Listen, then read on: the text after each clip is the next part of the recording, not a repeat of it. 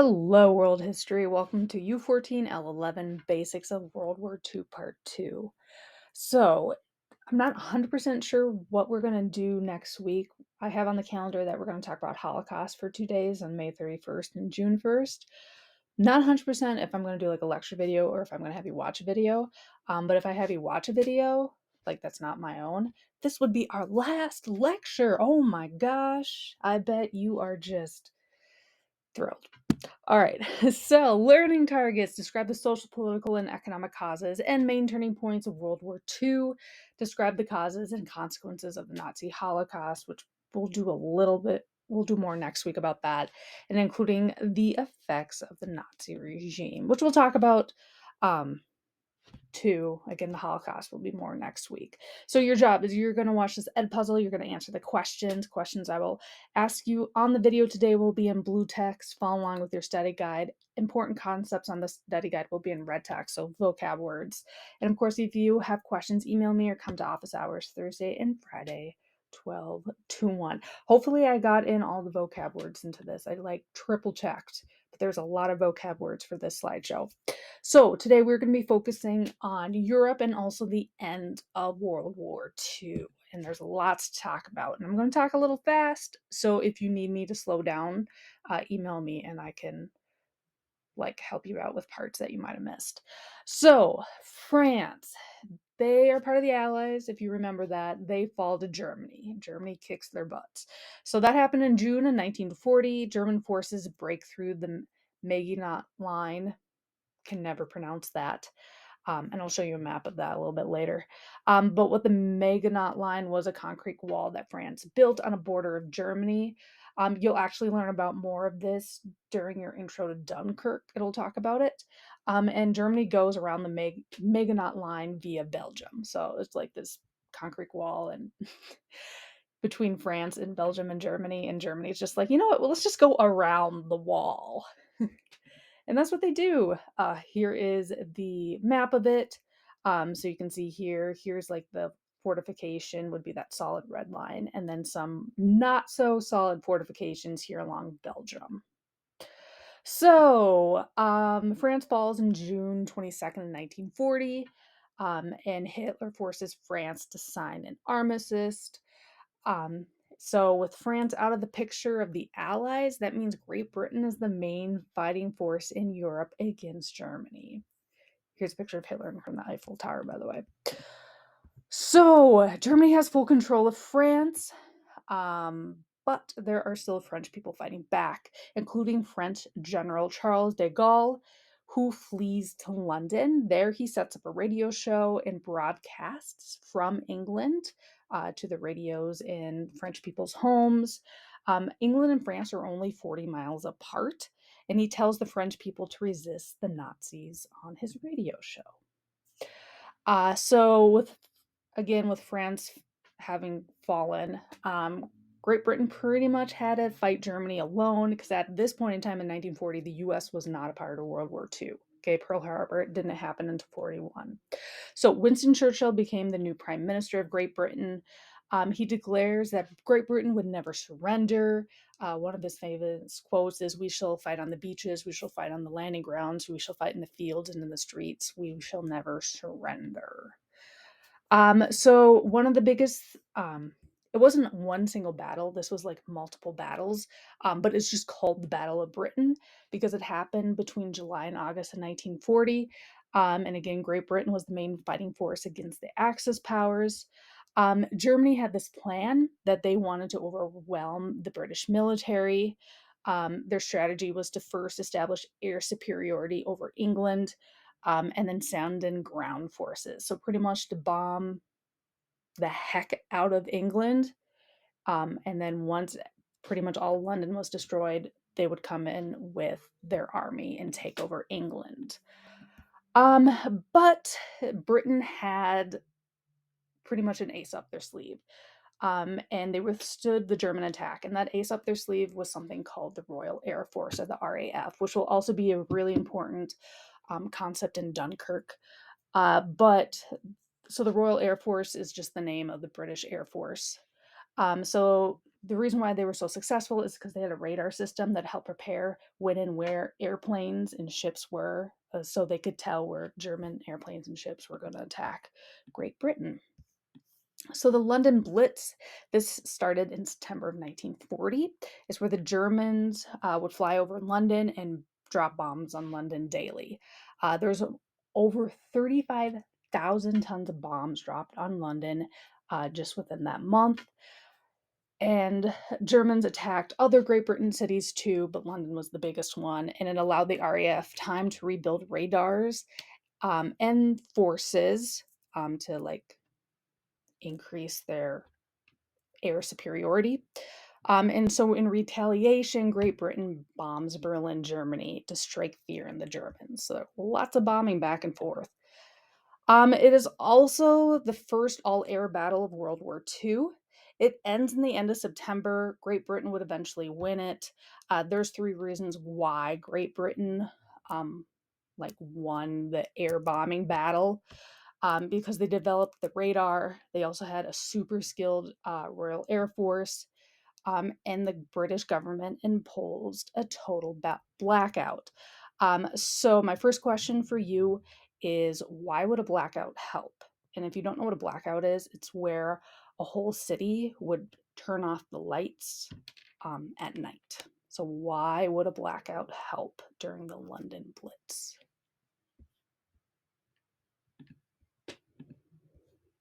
And the answer to that is so that the German airplanes couldn't see the houses in the city below them. It was really hard to find without any light.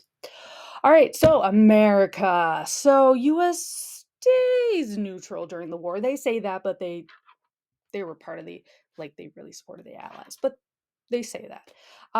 FDR uses a policy of isolationism. If you remember isolationism, that means the US just doesn't get involved with other politics, especially overseas. So the US passes a Neutrality Act, so there was no arms to warring nations and no loans to warring nations. So this also leads to the Lend-Lease Act, and this happened in May of 1941. So the US saw its friend Great Britain really struggling in war. So the Lend-Lease Act reverses some of the Neutrality Act and provides military aid to the Great Britain.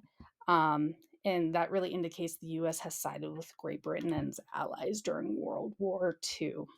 So America tries to stay neutral, but they never do. They're just too much friends. Ooh, what happened there? There we go. They're just too much friends with Britain. All right, so secretly, President Roosevelt and Churchill had been meeting, and they created something called the Atlantic Charter. And what the Atlantic Charter was, it was a declaration supporting 1, free trade among nations, and 2, the right of citizens to choose their own type of government. So Germany attacks the USSR. Spoiler alert, this does not end well for Germany. So in June of 1941, prior to this, Hitler took over Yugoslavia, and Greece, and now he is on the board of the USSR. He breaks the Nazi-Soviet non-aggression pact that we talked about during part 1. So there was something that the Germany did called Operation Barbarossa, which is where Hitler wanted to eliminate all of communism, and he wanted to eliminate all of the Jewish people in the USSR. And remember, by the way, the USSR and Russia and the Soviet Union mean all the same thing. Just by the way, I know I covered that before. So Hitler deployed something called the Einsatzgruppen, which is mobile killing units. So what it is, it would be groups of SS officers. Remember, the SS is Hitler's private army, and the SS officers would go in groups, go out into the USSR, and they would go into towns and just kill any Jewish person or they suspected to be Jewish on the spot. So the Germans, they actually pushed the Soviet army back to Moscow. And in that time, they capture over 2 million USSR prisoner of wars. But there is a turning point for the USSR in this, and that is that winter is coming. So never invade Russia in the winter. Germans are not prepared for the winter in Russia, okay? They don't have winter clothes, they have a lack of food, they have horrible winter conditions. So the Germans are forced to turn back in December of 1941. There was mass casualties, having 730,000 Germans either dead or injured. So a casualty is when someone is either dead or hurt. So we talked about this last week, but what else happens in December of 1941? Hint, look at the picture. Yeah, that's right, Pearl Harbor, meaning that the US has entered World War II. So that's also bad news for Germany. So the Allied powers, that includes the US, the USSR, and Great Britain, France too, but yeah, they kind of got taken over by Germany, so they're kind of useless at this point in time. But there's other countries too in the Allied powers, including Austria, Belgium, Canada, China, Costa Rica, Cuba, Czechoslovakia, the Dominican Republic, and El Salvador, Greece, Guatemala, Haiti, Honduras, India, Luxembourg, the Netherlands, New Zealand, Nicaragua, Norway, Panama, Poland, South Africa, and Yugoslavia. Yeah, there's a lot more than just USSR and the Great Britain, but they are the main three players. So Allied powers, their goal was to fight until the Axis surrendered, okay? They wanted unconditional surrender. The goal was to fight in Africa too. That's something that I did not talk about. This unit is World War II in Africa. But there were some important battles, like the Battle of El Alamein in Egypt, and that's where Germany and Italy want to take control of North Africa, and the Britain and US stopped them in May of 1943. So we're not even going to talk about Africa in World War II. Sorry. So the Battle of Stalingrad, that's another really famous battle that happened August of 42 until February of 43. That's where Germany attacked Stalingrad, Russia. The USSR would stop German advancement on the Eastern Front. And it is really considered a turning point on the Eastern Front between Germany and the USSR. And if you don't know where Stalingrad is, it is right here, according to Google Maps. All right, so D-Day. This is another huge famous battle, and I'm going to breeze through it. So that happened on June 6, 1944. The Allies were like, hey, we should probably get France back from Germany. So they invade Nazi France. This is all led by Dwight D. Eisenhower, who would later become president of the United States. More than 1 million men land on the beaches of France, with Normandy being the most, like the main beach, the most popular beach. But there was also other ones as well. So you can see here, here's a map. Here's England. So the Allied soldiers came from England, landed on a beach in France. The Germans knew they were coming, but they didn't know which beaches exactly. So you can see here that the Americans are in blue and the British are in red. So, also in D-Day, one of the biggest problems was underwater mines that blew up a lot of the ships that were trying to land. There was also barbed wires, so it was really hard for like soldiers just to run straight through. Machine guns was also a huge issue. So when the soldiers would land on the beaches, they would just get shot down by German machine guns. And there was about 10,000 Allied casualties. So the Allies do eventually take back France. So 3 months after D-Day, the Allies have over 2 million men or soldiers in France. They break through the German lines and they take back Paris by August 25th, 1944. And then they keep pushing past France into Germany, and this leads into something called the Battle of the Bulge. So, long story short about Battle of the Bulge, it was the Allies versus Germany, December of 1944 until January of 1945. This was really Germany's last stand because they already lost France. Now they're losing their own country. So in Belgium and Luxembourg, this is happening, which is on the border of Germany. The Allies do win, and they start to enter into Germany. All right. So you can see here kind of the Battle of the Bulge. It's called that because there's this bulge right here of the American troops like surrounding the like German army. So that's why it's called Battle of the Bulge. All right, so the ending of World War II. So the Soviets retook land that they lost from Germany, and then the Soviets would eventually enter into Berlin in April of 1945. And once you get to Berlin, which is the capital of Germany, the war is over. So in January of 1945, Hitler hides underground. In April of 28th, 1945, Mussolini, who was over in Italy, he's assassinated. And in April 30th, 1945, Hitler commits suicide. Here's a picture of what the underground room of Hitler was living in right after it was raided. So, May 7th, 1945, Germany surrenders. This is known as VE Day or Victory Europe, still on calendars. It's like calendars that you buy today. It'll still say VE Day on May 7th. So, war in Germany is over, but the war in Asia still continues. So, Japan. All right, and I'll get to Japan in a few slides from now. But let's talk about the ending of World War II. So the cost of World War II. There are 21 million soldiers dead. There are 40 million civilians dead. And 28 million of those were Russian and Chinese. There in 1945, there was a big famine across Europe, mostly because I won't ask you this question here. I'll just tell you it was mostly because a lot of the crops were destroyed during World War II. Displaced people, okay? A lot of people got kicked out of their homes during the war. So there's 30 million displaced people in Europe. They don't have a home. They don't have a country. And the Germans who are living in Sudetenland, which is, let's see, where's Sudetenland again? Oh no, this is Poland's map, which is between, oh my gosh, let me think about this. I believe it is between Germany and Poland, are kicked out, and Poland gets back land from Germany. So Poland can become a country again. So Japanese citizens are forced to return to Japan because they were over in China, occupying China, which we talked about a little bit last week. Korean people who were forced into slavery, which is something I didn't even touch, by Japan, returned to Korea.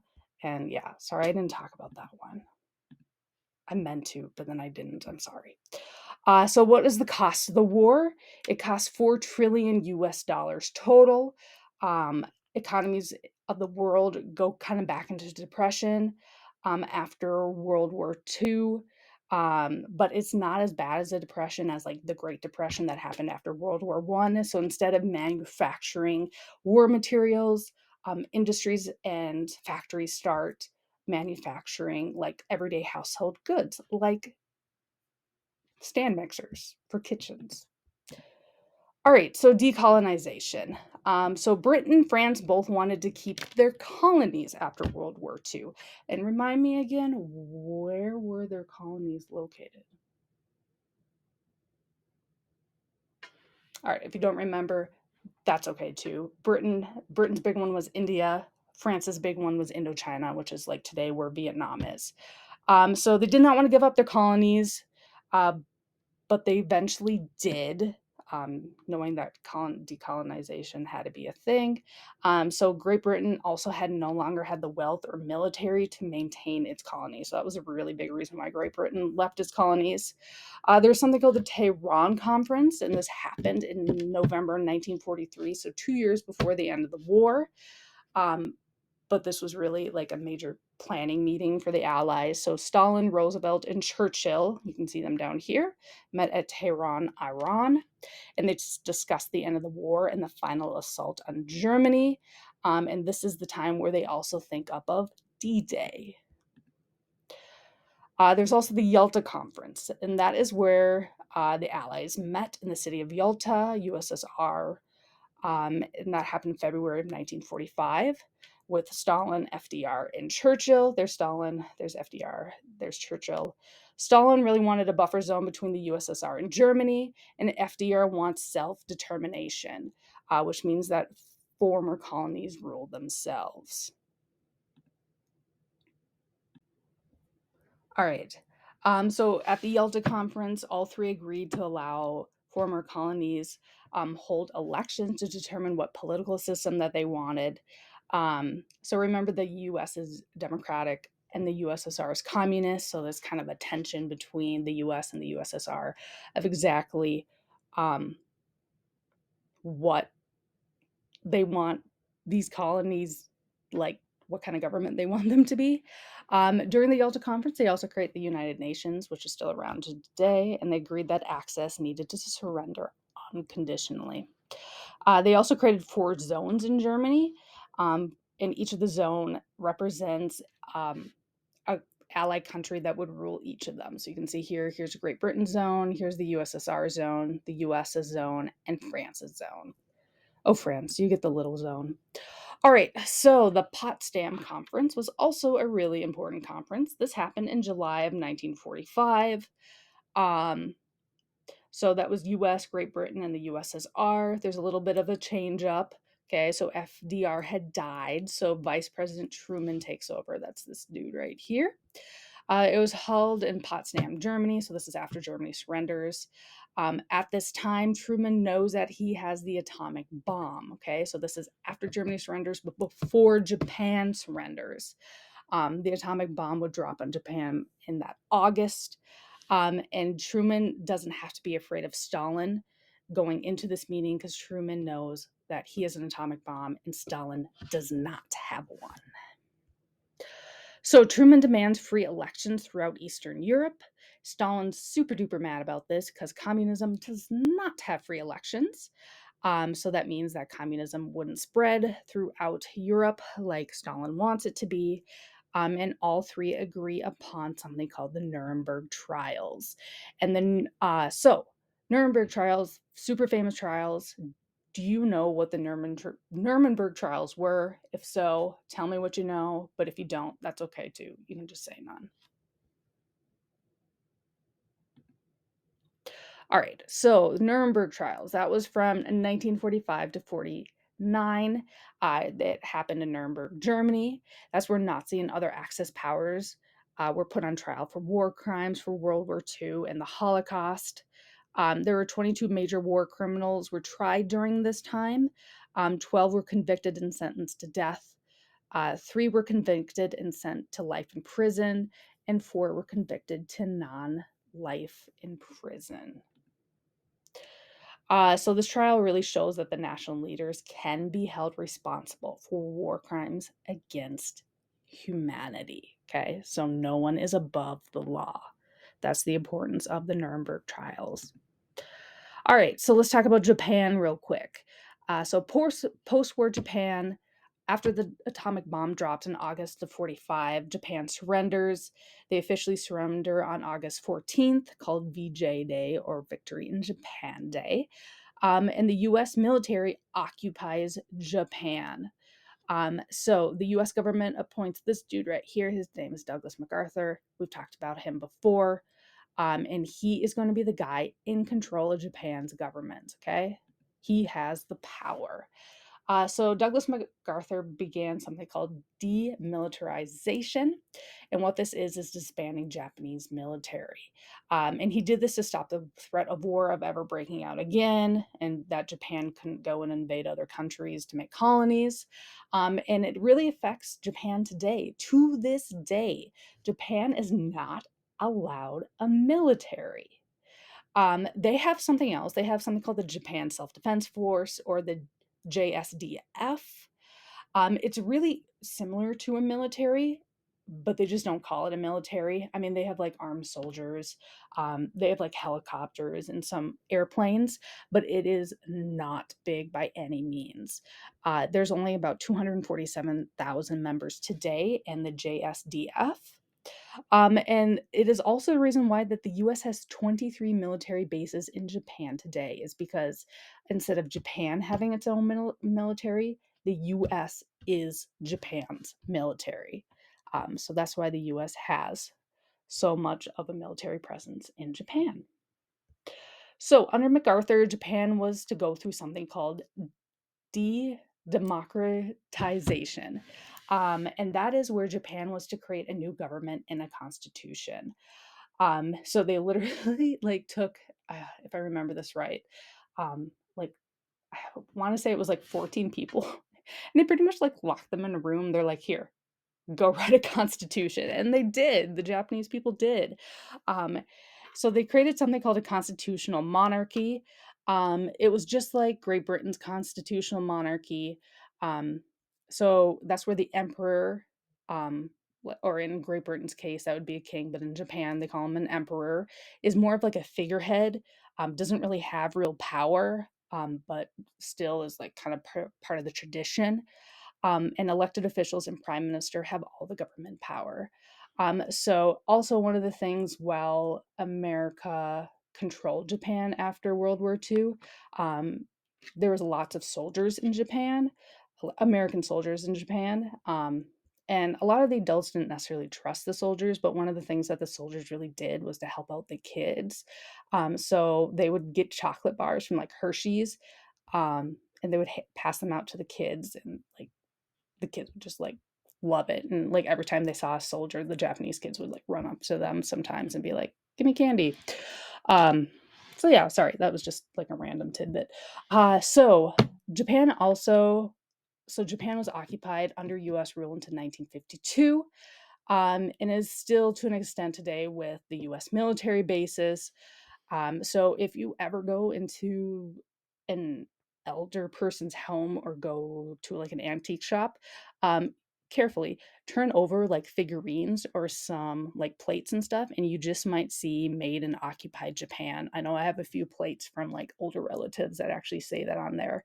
And that is during the time that the US was occupied or was occupying Japan. And that's also one of the reasons why Japan today has so many like industries, like our TVs and our electronics tend to come from Japan.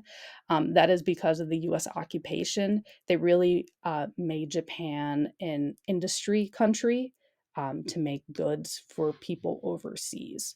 So that's why we have like Sony and, oh my gosh, other brands I can't think of right now.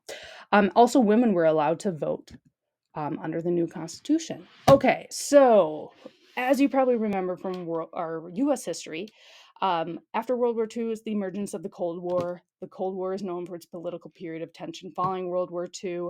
There's the arms race of the USSR versus the United States. There's also the Iron Curtain dividing Europe in two. And if you remember the Iron Curtain, that's like the divide in Europe between communist and non-communist countries. So next up, you're going to watch Dunkirk. That is the movie you all voted for. So thank you for those of you who did vote. You voted for this one, and this is the winner. So lesson 12 is a video talking about background to Dunkirk. For this one, you're going to answer the questions on the Ed puzzle, and I will give you points if you were right or wrong on the questions. Usually, if you just like give me an educated guess, I'll give you points. But for this one, I will be grading if you get it right or wrong. And then lessons 13 through 16, you'll be watching Dunkirk. Towards the end of each of the video, I am going to be asking you a question about that like 30-minute chunk. I will be grading your answers on being right or wrong, and if you give me enough details. So you can't just kind of like wing it and, you know, like vaguely answer my question. No, I'm looking for details. Okay, that's how I'm going to grade these. So Dunkirk is PG-13, apparently for intense war experience and some language. I watched it as you probably expected I would. There's not really blood or guts. I mean, there's a little bit of blood, but it's not like gross. It's not gross. So there's a lot of minimal scenes with blood. I mean, again, like not gross at all. In my opinion, that is. So if you're not cool with this, you can just email me to let me know. Yeah. So here's some characters. This is the main dude. His name's Tommy. He's in the British Army. Again, during Dunkirk, it happens in 39 or 1940. Whatever, the video, lesson 12, will tell you more about that. So the US hasn't entered World War II yet. So he is the sole survivor of a British ambush. The rest of his like comrades and his like squadron got killed. And he still really helps his like new comrades and injured to try to escape Dunkirk beach. There's Gibson. He's a French soldier. He stole a British soldier's uniform in order to try to get off of Dunkirk quicker, because British soldiers had priority to get off. And he's also a comrade of Tommy. There's Alex. He's a British soldier. Tommy saves him, and so they become really close comrades. Then there's also George. He's a teenager. He's not a part of the army. He helped out on the docks where Mr. Dawson's boat is. Mr. Dawson, he's the owner of a boat, and he sails with George and Peter to save soldiers at Dunkirk and bring them back to Great Britain per the government's orders. Here's Peter, he's Mr. Dawson's son. He's also with to save soldiers at Dunkirk. Here's an unnamed pilot. They just don't give him a name, but he has a pretty important role. He's really shell shocked from all the fighting, and he has some major PTSD. And that is those characters. There's some other characters too, but they're not as crucial. So as you watch these Dunkirk videos, or if you have any questions about World War II, let me know. I'll be happy to help you out. All right, thanks for watching. Bye.